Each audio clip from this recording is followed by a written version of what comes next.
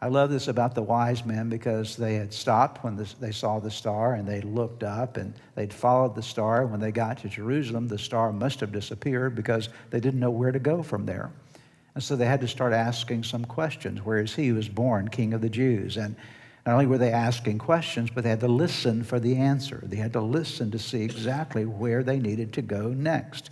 And listening is an extremely important part of perceiving. The wise men were not just good lookers, they were good listeners as well. Isaiah 55, verse 3 says, "Come to me with your ears wide open," not just your eyes wide open, but your ears wide open. "Listen, and you will find life. I will make an everlasting covenant with you. I will give you all the unfailing love I promised to David."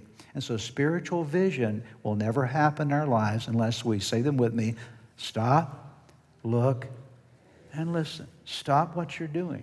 Stop the activity of life. You say, well, I can't really stop all the activity of life. You can stop some portion of the activity of your life. You can take 5 minutes a day or 15 minutes a day, and you can put everything else aside and give that time to God and say, I'm stopping everything else.